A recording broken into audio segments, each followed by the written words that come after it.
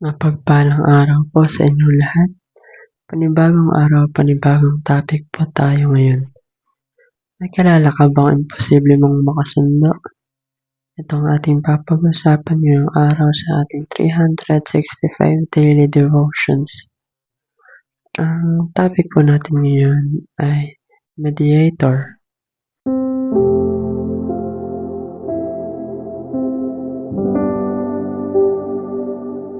So, ano nga ba ito? Kung tatagalogin po natin ito yung tagapamagitan. Halimbawa na lang sa magkabilang panig, may conflict. Siya yung tagapamagitan para magkasundo yung dalawang panig. Sa Christian faith po, sa ating mga Kristiyano, ang mediator po, ito yung katulad na lang na ginawa ni Hesus Kristo na naging tagapamagitan sa ating Diyos Ama at sa mga tao. Dahil nga sa naging makasalanan ng tao, sobrang makasalanan, ay di na natin kayang ma-approach ang Diyos Ama. At parang hindi na tayo matignan dahil sa ating mga nagagawang kasalanan, kasi grabe na.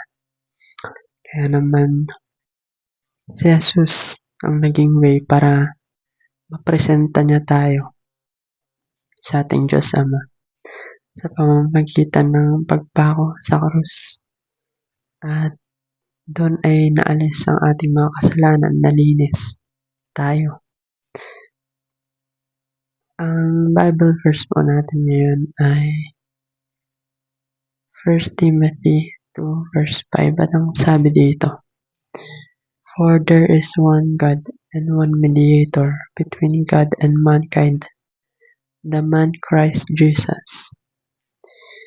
At kung tatagalogin naman natin ito, sapagkat iisa lang ang Diyos at iisang tagapamagitan sa Diyos at sa mga tao, ang taong si Hesus Kristo or si Kristo Jesus. Sa pamamagitan ni Jesus ay nagkasundo ulit ang Diyos Ama at ang sangkatauhan. Dahil nga nung nagpapako si Jesus ay nilinis niya ang ating mga kasalanan, kaya parang siya naging represent natin. Kaya naman na-approach na ulit natin ang Diyos. That's why si Jesus ang way natin para sa kaharian ng Diyos Ama. Siya ang daan para sa eternal life. At hindi tayo maliligtas kung wala si Jesus sa buhay natin. Kaya naman dapat natin malaman kung gaano tayo kamahal ng Panginoon na inialay niya ang kanyang anak para magkasundo ulit tayo sa Kanya. For the glory of God the Father, everything will be just fine. Your joy will return and you will